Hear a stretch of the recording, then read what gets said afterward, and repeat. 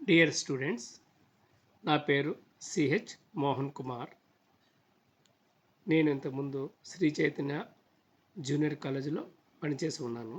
అలాగే ఇంకా కొన్ని వేరే కాలేజీల్లో కూడా పనిచేశాను. నాకు 25 సంవత్సరాలకు పైగా అనుభవం ఉంది. నేను విద్యార్థుల కోసం మోహన్ మ్యాథ్స్ అకాడమీని ప్రారంభించాను. ఇది ఒక యూట్యూబ్ ఛానల్ ఎడ్యుకేషన్ గురించి. సో ఇది educational purpose YouTube channel Mohan maths academy. ఇప్పుడు నేను సెకండ్ ఇయర్ స్టూడెంట్స్ కోసం ఒక ఇంపార్టెంట్ చాప్టర్ అయిన ఇంటిగ్రేషన్, ఇది 2Bలో ఉంటుంది. మ్యాథ్స్ 2B పేపర్లో ఇంటిగ్రేషన్ ఉంటుంది. ఇందులో VSAQs, very short answer questions 2 మార్క్స్కి నేను ఇప్పుడు డిస్కస్ చేయబోతున్నాను. ఇంటిగ్రేషన్లో ముఖ్యంగా 6 మోడల్స్ ఉంటాయి. అందులో ఒకటోది ఏంటంటే డైరెక్ట్ ఫార్ములా బేస్డ్, అంటే క్వశ్చన్స్ డైరెక్ట్ ఫార్ములాస్తో లింకప్ అయి ఉంటాయి. ఫార్ములా అప్లై చేసి వాటిని మనం ఈజీగా సాల్వ్ చేసుకోవచ్చు. రెండోది పార్షియల్ ఫ్రాక్షన్స్ టైప్, అంటే ఇచ్చిన క్వశ్చన్ని పార్షియల్ ఫ్రాక్షన్స్ కింద విడగొట్టి 2 లేదా 3 పార్షియల్ ఫ్రాక్షన్స్ కింద విడగొట్టి ఒక్కొక్క దానికి ఇండివిజువల్గా ఇంటిగ్రేషన్ ఫైండ్ చేయడం.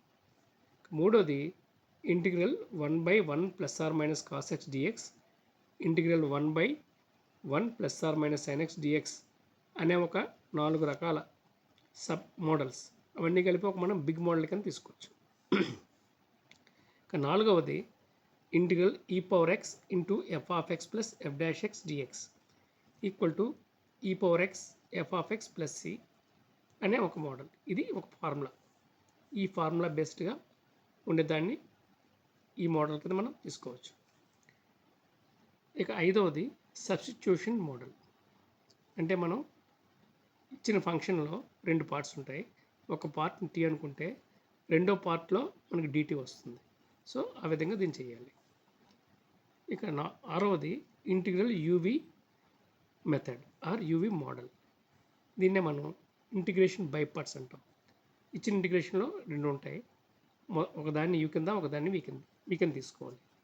u కింద దేన్ని తీసుకోవాలి అనే విషయంలో మనకి ప్రయారిటీస్ ఉన్నాయి.